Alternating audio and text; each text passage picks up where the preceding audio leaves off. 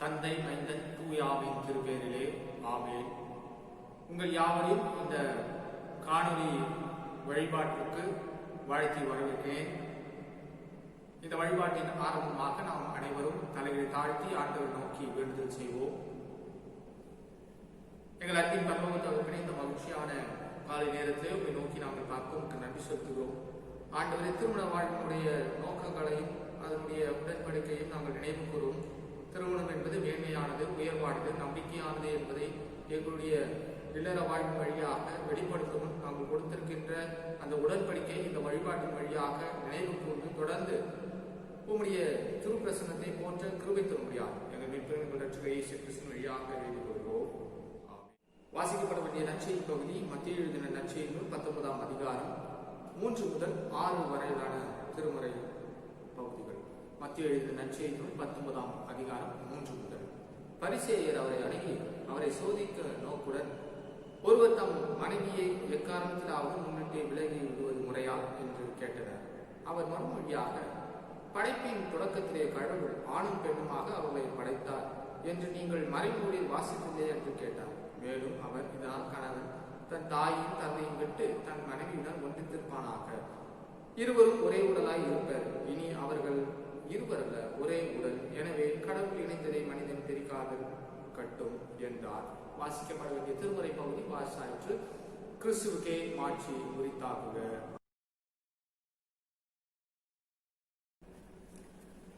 இந்த ஞாயிற்றுக்கிழமையின் காலை வேளையிலும் ஆண்டுடைய வார்த்தையை நாம் தியானிப்பதற்கு முன்பதாக நாம் இருக்கிற இடங்களிலே நம்முடைய கண்களை மூடி நம்முடைய தலைகளை தாழ்த்தி நாம் ஆண்டவரை நோக்கி பார்ப்போம்.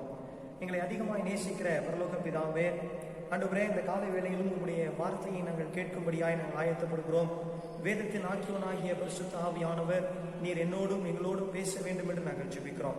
ஆண்டவரே, இந்த நாளிலும் நாங்கள் எவைகளை கற்றுக்கொள்ள வேண்டும் என்று நீர் சித்தமாய் இருக்கிறீரோ அவைகளை நீர் எங்களுக்கு கற்றுத்தர வேண்டும் என்று நாங்கள் ஜெபிக்கிறோம். பேசுகிற என்னை முற்றிலுமாய் மறைத்துக் கொள்ளும். ஆண்டவரே, நீர் பேசும், நாங்கள் கேட்கிறோம். இயேசு கிறிஸ்துவின் மூலம் ஜெபிக்கிறோம் நல்ல பிதாவே, ஆமென். இந்த நாளிலும் கூட ஆண்டவருடைய வார்த்தையை உங்களோடு கூட பகிர்ந்து கொள்ள தேவன் தந்த இந்த அருமையான வாய்ப்புக்காக நான் ஆண்டவருக்கு நன்றி செலுத்துகிறேன். இந்த நாளிலும் ஒருவேளை நம்மை சுற்றி இருக்கிற சூழ்நிலைகள் முடங்கி போயிருக்கிற சூழ்நிலையாய் இருந்தாலும் கூட தேவன் இப்படியாய் ஆண்டவருடைய வார்த்தையை நாம் கேட்பதற்கு அவர் நமக்கு பாராட்டி இருக்கிற இப்படிப்பட்ட வாய்ப்புகளுக்காக நம் ஆண்டவருக்கு நன்றி செலுத்த வேண்டும். இந்த நாளிலும் நம்முடைய தியானத்திற்கென்று கொடுக்கப்பட்டிருக்கிற தலைப்பு திருமணம், மேரேஜ். திருமணம் என்கிற காரியம் நாம் அநேகர் அதை குறித்து பேசுவது உண்டு, அதை நாம் குறித்து பிறரோடு நம்முடைய கருத்துக்களை பகிர்ந்து கொள்வது உண்டு. நாம் பார்த்தோம் அப்படின்னா திருமணத்தை குறித்தோ அல்லது திருமண வாழ்வை குறித்தோ அநேக நகைச்சுவையான காரியங்களை நாம் பகிர்ந்து கொள்ளுகிறோம். ஒருவருக்கு திருமணம் ஆக போகிறது என்று நாம் கேட்ட உடனேயே அவரை குறித்து அநேக நகைச்சுவைகளை நாம் பரப்புவது உண்டு, அல்லது அது ஒரு மிகுந்த ஒரு மகிழ்ச்சியான ஒரு காரியமாய் மாறுகிறது.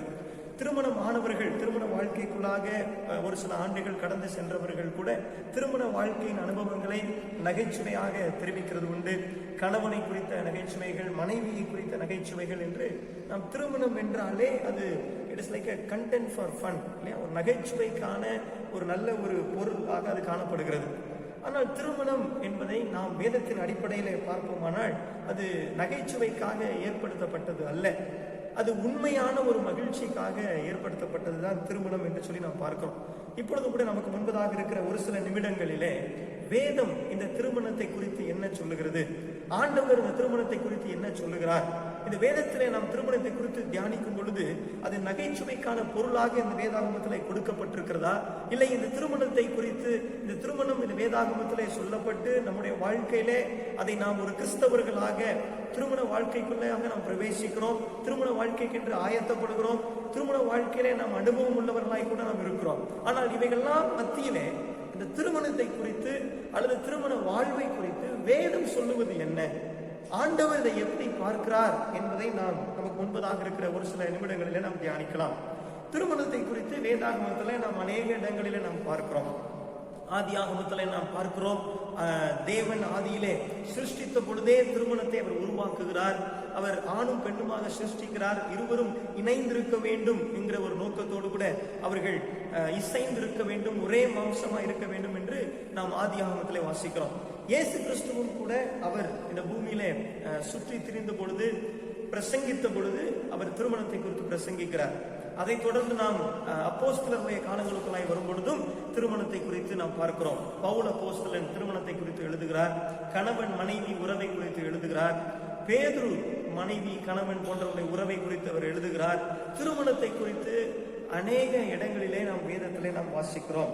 நாம் இந்த நாளிலும் நாம் தியானிப்பதற்காக ஒரு சில பகுதிகளை நாம் எடுத்து இந்த வேதம் திருமணத்தை குறித்து என்ன சொல்லுகிறது என்பதை நாம் தியானிக்கலாம். மத்தேயு எழுதின சுவிசேஷம் 19ஆம் அதிகாரம் 3-5 முடிய உள்ள வசனங்களை நான் வாசிக்கிறேன். மத்தேயு 19:3. அப்பொழுது பரிசேயர் அவரை சோதிக்க வேண்டும் என்று அவரிடத்தில் வந்து, புருஷனானவன் தன் மனைவியை எந்த முகாந்திரத்தினாலாகிலும் தள்ளி விடுவது நியாயமா என்று கேட்டார்கள். அவர்களுக்கு அவர் பிரதியுத்தரமாக, ஆதியிலே மனுஷரை உண்டாக்கினவர் அவர்களை ஆணும் பெண்ணுமாக உண்டாக்கினார் என்பதையும், இது நிமித்தம் புருஷனானவன் தன் தகப்பனையும் தாயையும் விட்டு தன் மனைவியோட இசைந்திருப்பான், அவர்கள் இருவரும் ஒரே மாம்சமாய் இருப்பார்கள் என்று அவர் சொன்னதையும் நீங்கள் வாசிக்கவில்லையா? இயேசு கிறிஸ்துவிடத்தில் ஒரு கேள்வி வைக்கப்படுகிறது. புருஷனானவன் மனைவியை தள்ளி விடுவது நியாயமா இல்லையா? தள்ளி விடுவது நியாயமா என்ற ஒரு கேள்வி வைக்கப்படுகிறது. அவரை சோதிக்க வேண்டும் என்பதற்காக அது வைக்கப்படுகிறது. அப்படி அவர்கள் அதை பரிசேயர் கொண்டு வந்து அதை பிரசன்ட் பண்றாங்க. பரிசேயர் அந்த கேள்வியை கேட்கிறாங்க. அது தெளிவாய் வசனம் சொல்லுகிறது, இவர்கள் சோதிக்க வேண்டும் என்றுதான் கேட்கிறார்கள். அவர்கள் சொல்லுகிறார்கள், இது நியாயமா, இப்படி தள்ளிவிடலாமா, அது நியாயமா என்று சொல்லி கேட்கிறார்கள். அவங்க தொடர்ந்து அந்த உரையாடலை நம்ம பார்த்தோம் அப்படின்னா, அவர்கள் மோசையும் உள்ள இழுக்கிறாங்க. மோசையினுடைய காரியத்தையும் உள்ளே இழுக்கிறார்கள். அவர்கள் 7வது வசனத்துல பார்க்கிறோம். மத்தேயு 19:7. அதற்கு அவர்கள், அப்படியானால் தள்ளுதல் சீட்டை கொடுத்து அவளை தள்ளிவிடலாம் என்று மோசே ஏன் கட்டளையிட்டார் அப்படின்னு கொண்டு வர்றாங்க. அப்ப இந்த திருமணத்தை குறித்த இவர்களுடைய பார்வை எப்படி இருக்கிறது? ஒரு புருஷன் மனைவியை தள்ளிவிடலாமா, அது நியாயமா? எந்த முகாந்திரத்தினாலும் அது நியாயமா? என்ன காரணத்திற்காக தள்ளிவிடலாம்? ஆனா மோசே இந்த மாதிரி சொல்லியிருக்காரு, தள்ளுதல் சீட்டை கொடுத்து தள்ளிவிடலாம் என்று சொல்லி, நீங்க என்ன நினைக்கிறீங்க அப்படின்னு சொல்லி இயேசு கிறிஸ்துவிடத்திலே வருகிறார்கள். அப்ப இவர்களுடைய கேள்வி திருமணத்தை குறித்ததான கேள்வி. ஆனா திருமணத்தை குறித்ததான கேள்வி எந்த அடிப்படையில வருகிறது? அந்த நாட்களிலே அவர்கள் தள்ளுதல் சீட்டை கொடுத்து மனைவியை தள்ளிவிட்டுக் கொண்டிருக்கிறார்கள். ஏதோ ஒரு முகாந்திரத்தை சொல்லி அவங்க தள்ளி விடுறாங்க. ஏன்னா மோசே அதை அனுமதித்தார் என்று சொல்லி அதுக்கு மோசையும் அவங்க எடுத்துக்கிறாங்க. மோசையுடைய அப்ரூவலையும் எடுத்துக்கிறாங்க. மோசையே சொல்லியிருக்கிறாங்களே அப்படின்னு சொல்லி. இன்னைக்கு நாமும் கூட அநேக நேரங்களில் திருமணத்தை எப்படி பார்க்கிறோம்? How do we look at marriage? இந்த திருமணத்தை குறித்து நம்முடைய பார்வை எப்படி அமைகிறது? சிறு வயதிலிருந்தே நாம் திருமணம் என்கிற வார்த்தையை கேட்கிறோம். சிறு குழந்தைகள் திருமணத்தில் பங்கேற்கிறார்கள், அல்லது தங்களுடைய பெற்றோர் திருமண வாழ்வை எப்படி வாழ்கிறார்கள், என்னுடைய அப்பா ஒரு கணவனாக எப்படி இருக்கிறார், என்னுடைய அம்மா ஒரு மனைவியாக எப்படி இருக்கிறார்கள் என்பதை பார்த்தே நாம் வளர்ந்து கொண்டிருக்கிறோம். ஆகையினால அநேக நேரங்களிலே நம்முடைய திருமணத்தை குறித்ததான புரிந்து கொள்ளுதல் நாம் கண்முன் பார்க்கிற மனிதர்களிடத்திலிருந்து வருகிறது. மனிதர்கள் எப்படி இந்த திருமணத்தை பார்க்கிறார்கள், என்னுடைய அப்பா திருமணத்தை குறித்து என்ன பேசுகிறாரோ அது என்னுடைய புரிந்து கொள்ளுதலாய் மாறுகிறது. என் நண்பர்கள் இல்லையா, சற்று நான் வளர்ந்த பிறகு வாலிப வயதிலே போகும் பொழுது என் நண்பர்கள் திருமணத்தை குறித்து என்ன பேசுகிறார்களோ அது என் புரிந்து கொள்ளுதலாய் மாறுகிறது. இன்னும் சற்று வளர்ந்த பிறகு ஒருவேளை படங்களிலே சினிமாக்களிலே திருமணத்தை குறித்து என்ன சொல்லப்படுகிறதோ, புத்தகங்களிலே திருமணத்தை குறித்து என்ன சொல்லப்படுகிறதோ அதன் அடிப்படையில் தான் திருமணத்தை குறித்ததான என்னுடைய புரிந்து கொள்ளுதலை நான் கொஞ்சம் கொஞ்சமாக வளர்த்து கொண்டிருக்கிறேன். இன்னைக்கு நீங்களும் நானும் யோசித்து பார்க்க வேண்டும். என்னுடைய திருமணத்தை குறித்ததான புரிந்து கொள்ளுதல், மேரேஜ்னா என்ன, ஏன் திருமணம், ஏன் திருமணம் என்பதை குறித்ததான புரிந்து கொள்ளுதல் எதின் அடிப்படையில நான் புரிஞ்சு வச்சிருக்கிறேன்? என்னுடைய புரிந்து கொள்ளுதல் எதின் அடிப்படையில் இருக்கிறது? இதை குறித்ததான கேள்விகள் எனக்குள் வரும் பொழுது எதின் அடிப்படையில அந்த கேள்விகள் வருகிறது? நான் பார்க்கிற மனிதர்களின் அடிப்படையில, மனிதர்கள் எனக்கு சொல்லுகிற காரியங்களின் அடிப்படையில, அல்லது இந்த உலகம் கற்றுக் கொடுக்கிற காரியத்தின் அடிப்படையில தான் நான் திருமணத்தை நான் பார்க்கிறேன். அப்படி பார்த்து அதில் அநேக கேள்விகளோடு அநேக குழப்பங்களோடு இந்த திருமணத்தை குறித்ததான ஒரு புரிந்து கொள்ளுதலுக்குள்ளாய் நான் போகிறேன். ஏன் இவர்கள் மோசையை கூட சொல்றாங்க, மோசே இப்படி சொல்லியிருக்கிறாரே என்று சொல்லி. ஆனா இயேசு கிறிஸ்துவர்களுக்கு பதில் சொல்லும் பொழுது அவர் அருமையாய் சொல்கிறார். 5வது வசனத்துல பார்க்கிறோம். மத்தேயு 19:5. இது நிமித்தம் புருஷனானவன் தன் தகப்பனையும் தாயையும் விட்டு தன் மனைவியோட இசைந்திருப்பார், அவர்கள் இருவரும் ஒரே மாம்சமாய் இருப்பார்கள் என்று அவர் சொன்னதையும் நீங்கள் வாசிக்கவில்லையா என்று கேள்வி கேட்கிறார். நீங்க வாசிச்சது இல்லையா? எழுதப்பட்டிருக்கிறதே. திருமணம் எப்படிப்பட்டது, அது எதற்காக உருவாக்கப்பட்டது, யார் அதை உருவாக்கினார், அதனுடைய நோக்கம் என்ன, அது எதற்காக உருவாக்கப்பட்டது, இதெல்லாம் எழுதப்பட்டிருக்கிறதே. நீங்க வாசித்தது இல்லையா? இது நியாயமா என்று சொல்லி நடக்கிற ஒரு சம்பவத்தை வைத்து நீங்க கேள்வி கேட்கிறீங்க. உங்களுடைய அனுபவத்தின் அடிப்படையில கேள்வி கேட்கிறீங்க. மோசையை வைத்து நீங்க கேள்வி கேட்கிறீங்க.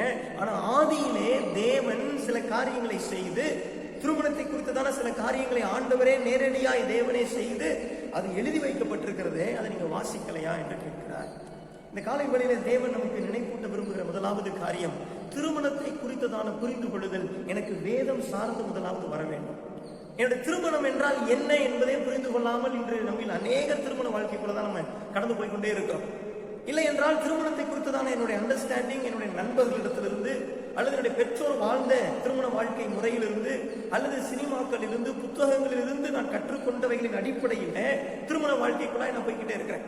ஒருவேளை திருமண வாழ்க்கைக்கென்று ஆயத்தப்படுகிற நபர்களா இருப்போமானால் நாம் பிறரிடத்திலே கேட்டதை வைத்து இதுதான் திருமண வாழ்க்கை, இதுதான் கணவன், இதுதான் மனைவி, இப்படிதான் என்னுடைய கல்யாண வாழ்க்கை இருக்கும் என்று சொல்லி நானாக ஒரு புரிந்து கொள்வதற்குள்ளா இருந்து நான் முன்னேறி சென்று கொண்டே இருக்கிறேன்.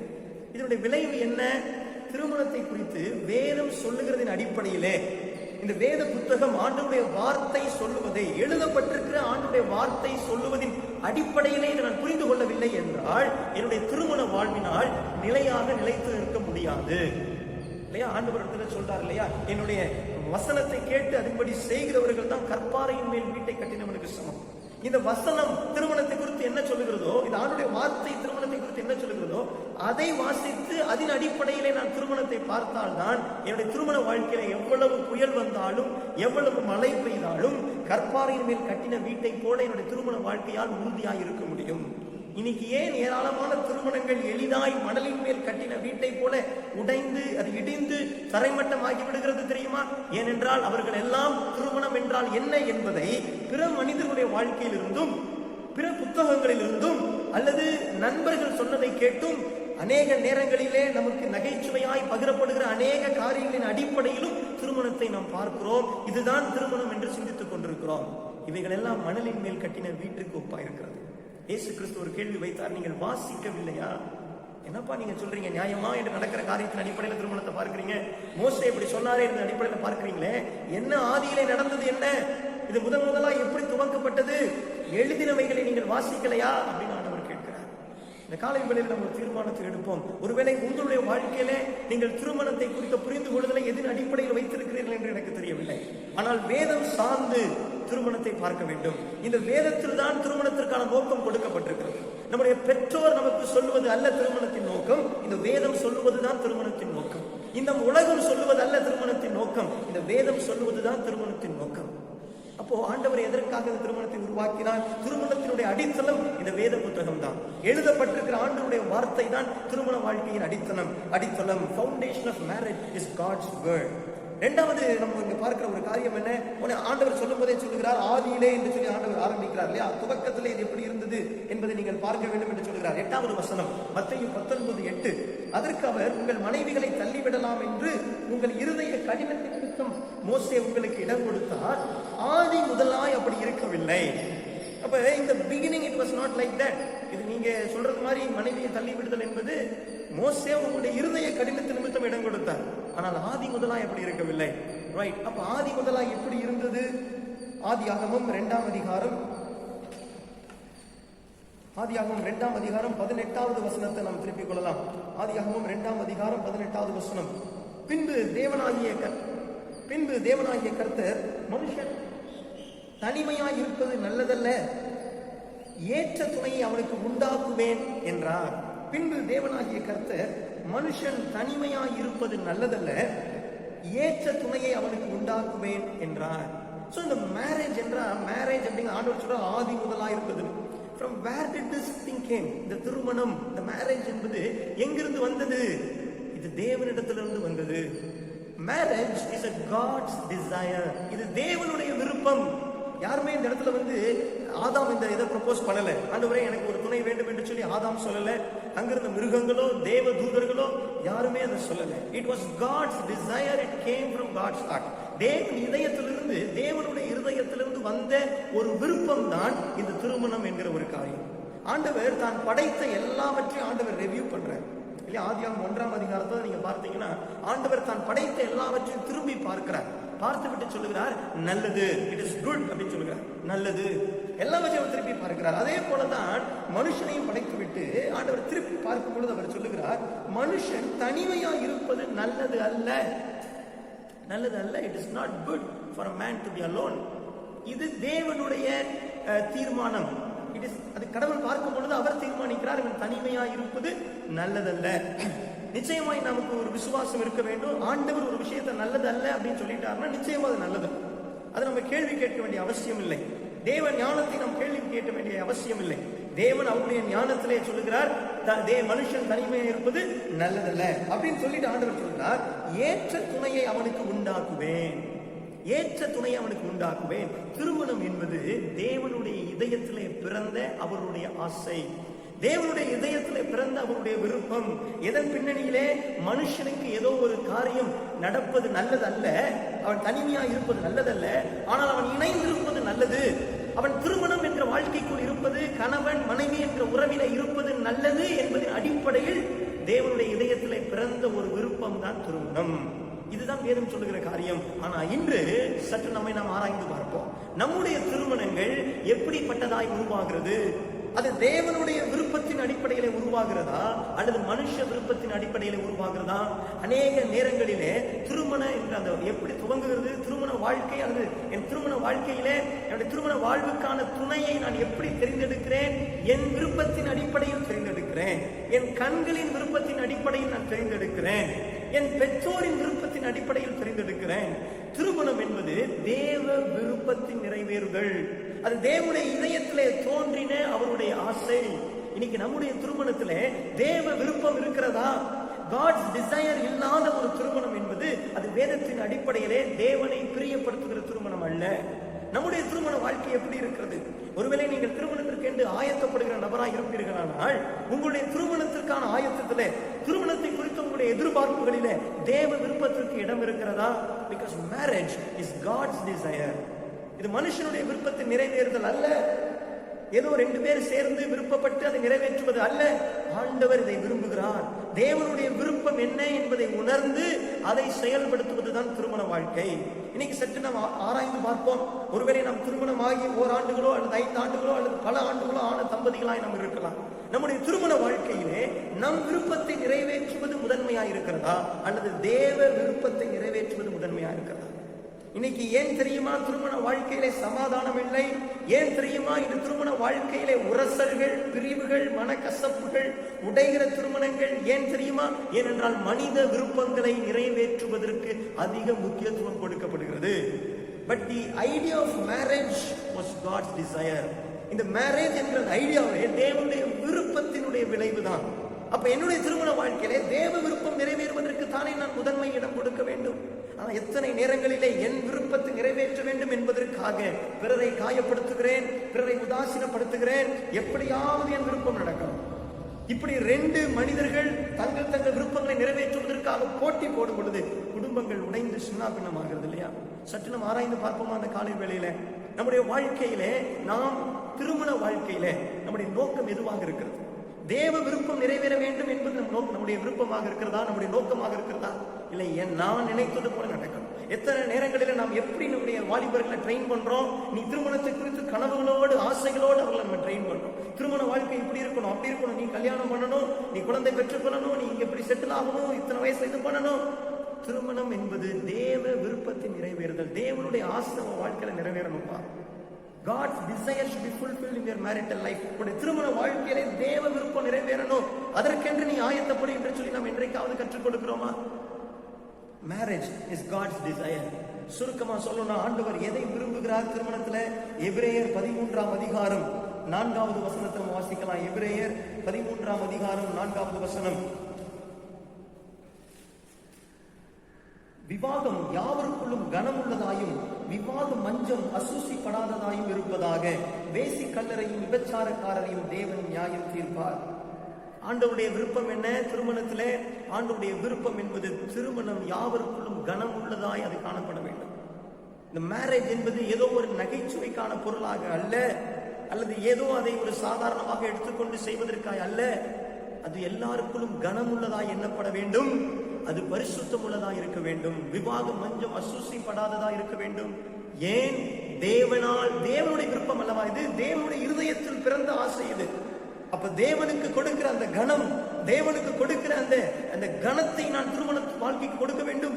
எளிதாய் திருமணத்தை நான் சும்மா அதை ஒரு சாதாரணமா எண்ணி அதை செய்துவிட முடியாது. Marriage is a God's desire. ஆண்டவருடைய இருதயத்திலே தோன்றின அவருடைய ஆசை. ஏற்ற துணையை உண்டாக்குவேன் என்று தேவன் தனக்கு தானே சொல்லிக் கொள்கிறார். அது அவருடைய விருப்பம்.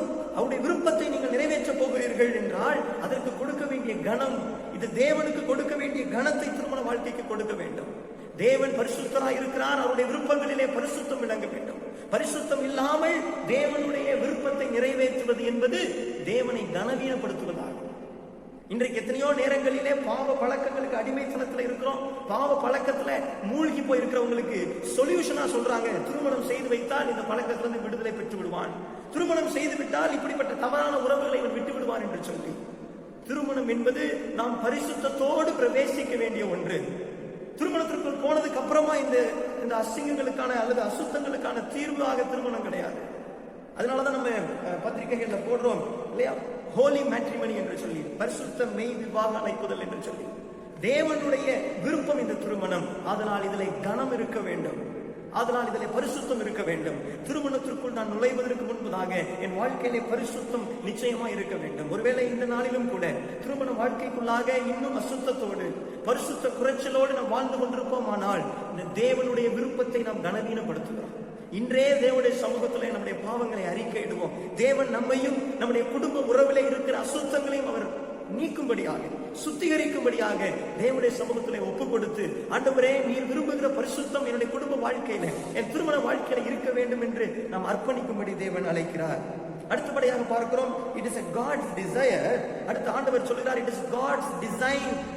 It's God's design. Marriage is God's design.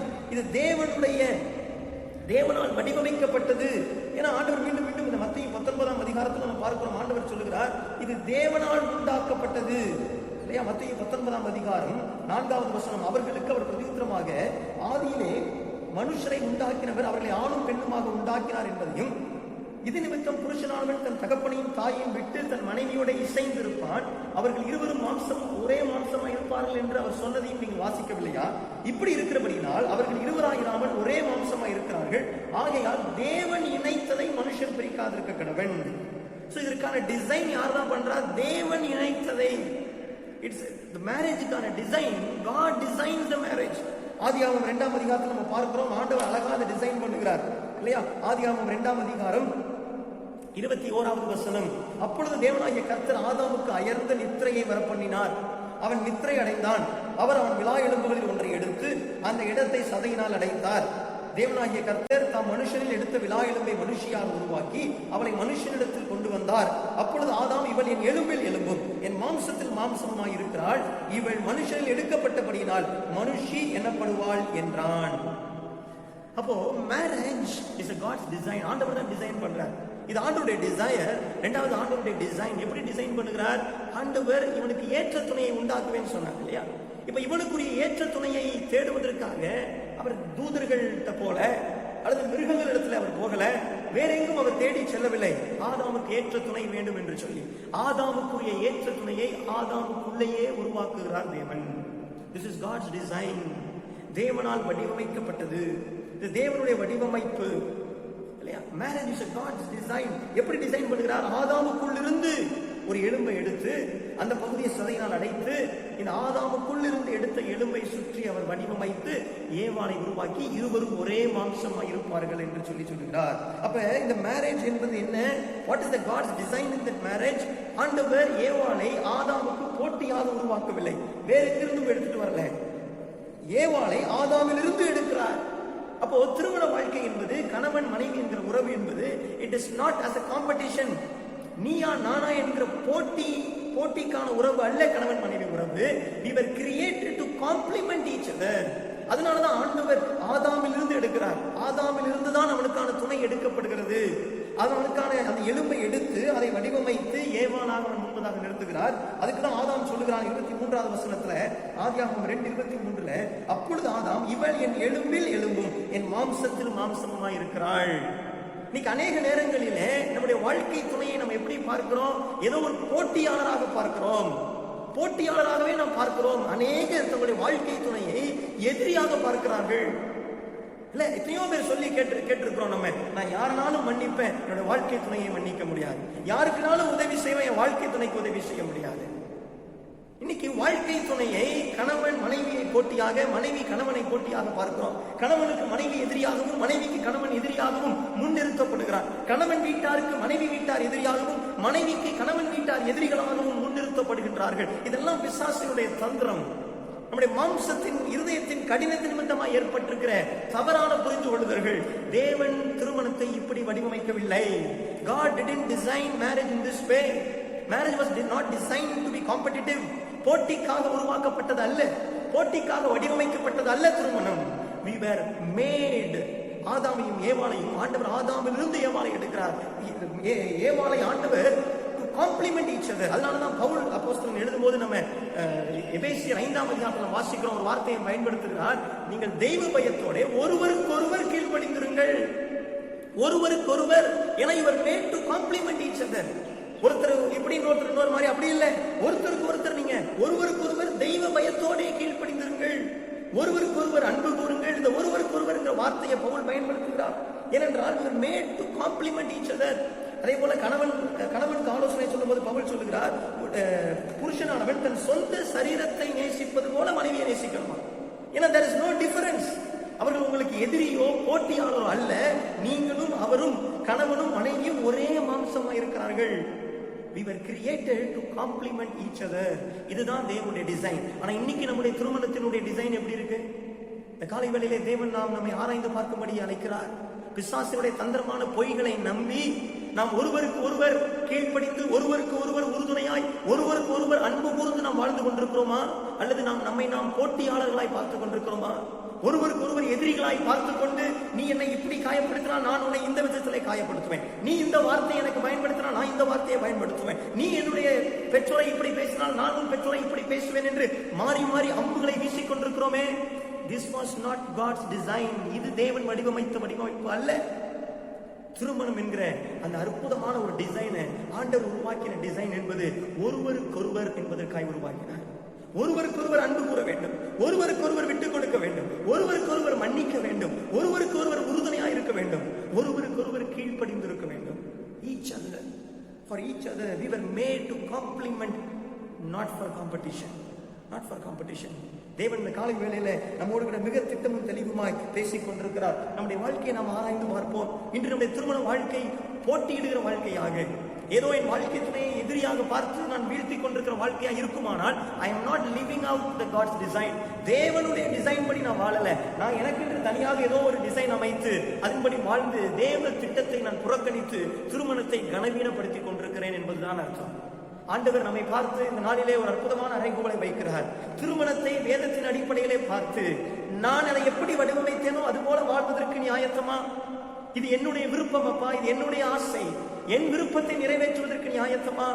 இன்னைக்கு அநேக நேரங்களிலே ஒருவருக்கு ஒருவர் விருப்பங்களை நிறைவேற்ற முயற்சிக்கிறோம் இல்லையா? மனைவியின் விருப்பத்தை நிறைவேற்ற கணவன் முயற்சிக்கிறார், கணவனின் விருப்பத்தை நிறைவேற்ற மனைவி முயற்சிக்கிறார். ஆனால் ஆண்டவருடைய திட்டம் என்பது இருவரும் சேர்ந்து தேவ விருப்பத்தை நிறைவேற்ற வேண்டும் என்பதுதான். இருவரும் இசைந்திருக்க வேண்டும் என்பதுதான். பிரிந்திருப்பதற்காக நாம் அழைக்கப்படவில்லை. பிரிந்திருந்து வாழ்வது தேவனுடைய திருமணத்திற்கான வடிவமைப்பிலே அது கிடையாது. It was not in God's design. நம்மை நாம் ஆராய்ந்து பார்த்து, ஆண்டவர் நம்மை பார்த்து அழைக்கிற அழைப்புக்கு ஒப்புக் கொடுப்போமா? முதலாவது நம்மை நாம் ஆராய்ந்து பார்ப்போம். எதின் அடிப்படையிலே திருமணத்தை புரிந்து வைத்திருக்கிறோம்?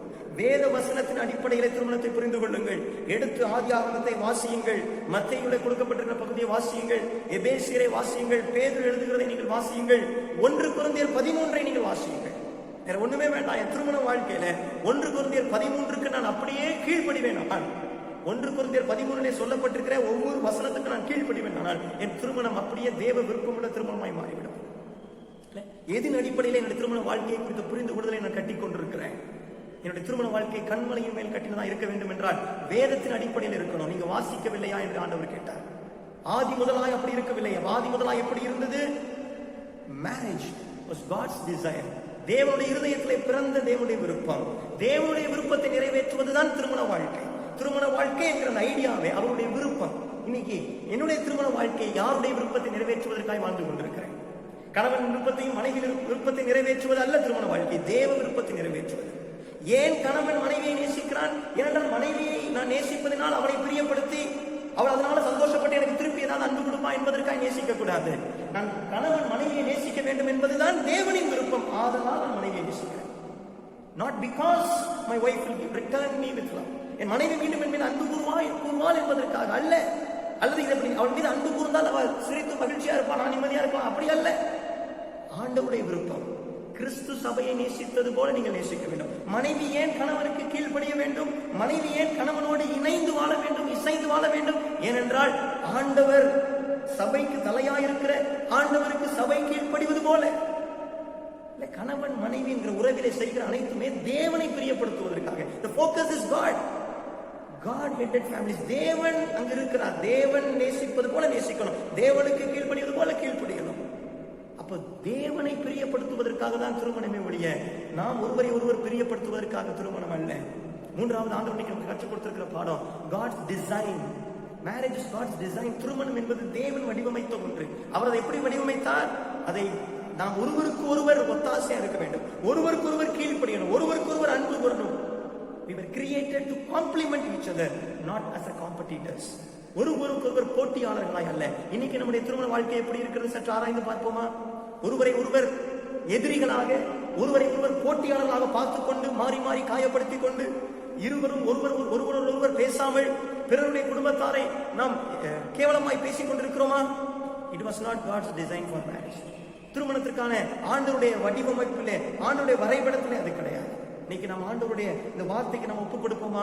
ஆண்டவரே, இனி நான் வசனத்தை தியானித்து வாசித்து அதன் அடிப்படையில் என் திருமண வாழ்க்கையை கட்டப் போகிறேன். இனி என் திருமண வாழ்க்கையை செய்கிற ஒவ்வொன்றும் உண்மை பிரியப்படுத்துவதற்காக நாங்கள் ஒருவருக்கு ஒருவர் உறுதுணையாக இருக்கும்படி, ஒருவருக்கு ஒருவர் கீழ்ப்படியும்படி, ஒருவருக்கு ஒருவர் அன்பு கூறும்படி எங்களை உருவாக்கி இருக்கிறீர் தகப்பனே. அந்த வடிவமைப்புக்குள்ளாய் நான் இருப்பதற்கு எனக்கு உதவி செய்யும் என்று சொல்லி ஆண்டவரை நோக்கி நாம் பார்ப்போமா? நம்முடைய கண்களை மூடி நம்ம ஆண்டவரை நோக்கி பார்க்கலாம். எங்களை அதிகமாக நேசிக்கிற பரலோக பிதாவே, இந்த திருமணத்தை குறித்து நீர் எங்களோடு கூட பேசினபடி நாளுக்கு நாங்கள் நன்றி செலுத்துகிறோம் சுவாமி.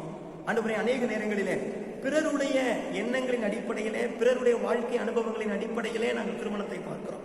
ஆண்டவரே, எழுதப்பட்டவைகளின் அடிப்படையில, வேத வசனத்தின் அடிப்படையிலே திருமணத்தை புரிந்து கொள்ள எங்களுக்கு உதவி செய்யும். திருமணம் என்றால் என்ன என்பதை வார்த்தைக்கு வந்து அறிந்து கொள்ளவும், பிறரை பார்த்து அல்ல, பிறரின் அனுபவத்தின் அடிப்படையில் அல்ல, வார்த்தையின் அடிப்படையிலே திருமணத்தை பார்க்க எங்களுக்கு உதவி செய்யும் சுவாமி. ஆண்டவரே, திருமணம் என்பது உம்முடைய விருப்பத்தை நிறைவேற்றுவதப்பா. அநேக நேரங்களிலே நாங்கள் ஒருவருக்கொருவர் எங்களுடைய விருப்பத்தை நிறைவேற்றுவதற்கு முந்திக் கொள்வதனாலே அநேக நேரங்களிலே சமாதான குறைவு காணப்படுகிறது. ஆண்டவரே, உம்முடைய விருப்பத்தை எங்கள் வாழ்க்கையில் நிறைவேற்றணும். நாங்கள் ஒருவருக்கு ஒருவர் அன்பு கூறுவது கூட உம் விருப்பத்தை நிறைவேற்றுவதற்காக என்பதன் அடிப்படையில் அன்பு கூற எங்களுக்கு உதவி செய்யும். அதே போல நீர் எங்களுக்கு என்று வைத்திருக்கிற அந்த design to complement each other, ஒருவருக்கொருவர் கீழ்ப்படிய, ஒருவருக்கொருவர் அன்பு கூற, ஒருவருக்கொருவர் ஒத்தாசையா இருப்பதற்காக தான் நீர் இந்த திருமணத்தை ஆண்டவரே உருவாக்கினீர். அதை புரிந்து கொள்ள எங்களுக்கு உதவி செய்யுங்கப்பா. நாங்கள் போட்டியாளர்களாக பார்த்து, எதிரிகளாக பார்த்து நாங்கள் வாழ்ந்து கொண்டிருக்கிறோம். எங்களை தயவாய் மன்னிக்க வேண்டும் என்று நாங்கள் ஜெபிக்கிறோம். ஆண்டவரே, இதை கேட்டுக்கொண்டிருக்கிற ஒவ்வொருடைய வாழ்க்கையிலும் இந்த திருமண வாழ்க்கையிலே ஒரு நல்ல மாற்றம் வரும்படியாய், தேவன் விரும்பின திருமணம், தேவன் வடிவமைத்த அந்த திருமணம் எங்களுடைய திருமண வாழ்க்கையில நிறைவேற, காணப்பட நீர் எங்களுக்கு உதவி செய்யும். வேதம் சொல்லுவது போல திருமணத்தை கனமுள்ளதாய் எண்ணவும், அதை பரிசுத்தமாய் காத்துக் கொள்ளவும் தூய ஆவியானவர் எங்களுக்கு உதவி செய்ய வேண்டும் என்று நாங்கள் ஜெபிக்கிறோம். மீண்டும் உடைய வார்த்தைக்காய் நன்றி செலுத்துகிறோம். உடைய வார்த்தையை மகிமைப்படுத்தும், நீர் மாத்திரம் மகிமைப்படும். இயேசு கிறிஸ்து மூலம் ஜெபிக்கிறோம் ஜீவனுள்ள நல்ல பிதாவே, ஆமென்.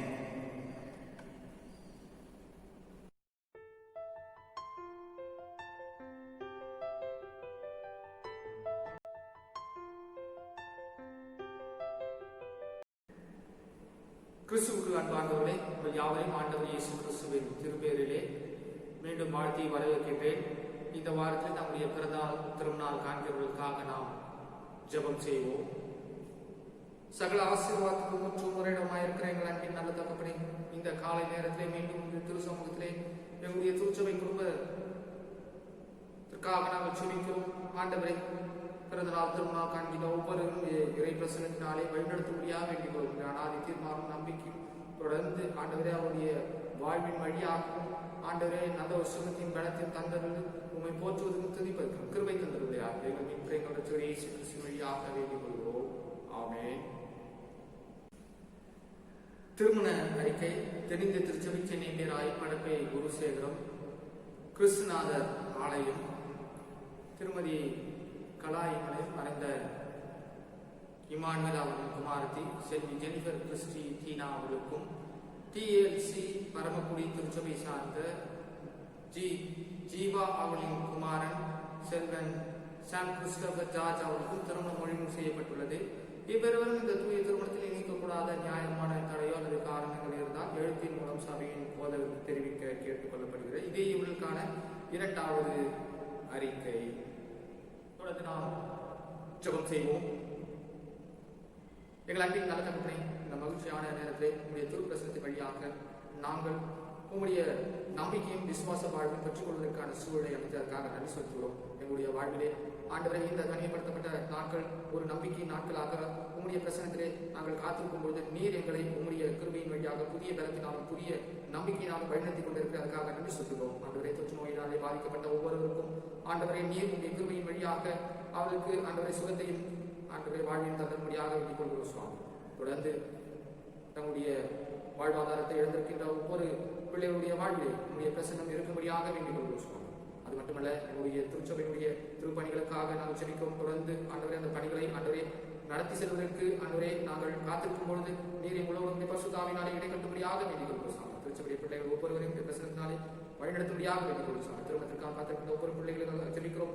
ஆண்டவரே அவருடைய வாழ்வில் அதிசயத்தினால் அற்புதமாக வழிநடத்தும்படியாக வேண்டிக் சுகவீனமாக இருக்கின்ற ஒவ்வொருவரையும் உடைய குமாரனுடைய தழுவினாலே சுகப்படுத்தும்படியாக வேண்டிக் கொள்கிறோம். தொடர்ந்து நாங்கள் கேட்க வந்த அனைத்து ஜெப விண்ணப்பங்களையும் பிரசனத்திலே நீர் நினைவு கூர்ந்து எங்களுக்கு பதிலளிக்கும்படியாக எங்களுடைய இயேசு கிறிஸ்துவின் வழியாக வேண்டிக் கொள்வோம். ஆமென். நம்முடைய நாத இயேசு கிறிஸ்துவின் கடவுளுடைய தூயாவிற்கும் நம் அனைவரோடும் நிறைவாக இருப்பதாக. ஆமென். யாவரும் சேர்ந்து சொல்வோம். என் ஆத்மாவே கர்த்தரை ஸ்தோத்திரி, என்னுடைய பரிசுத்த நாமத்தை ஸ்தோத்திரி. என் ஆத்மாவே கர்த்தரை ஸ்தோத்திரி, கர்த்தர் செய்த சர்வகாரணமாவே. ஆமென். கர்த்தர் உங்களோடு இருப்பாராக, அவர் உங்கள் ஆவியோடு இருப்பாராக. சமாதானத்தோடு நம்முடைய இல்லங்களை வாழ்வோமாக. ஆமென்.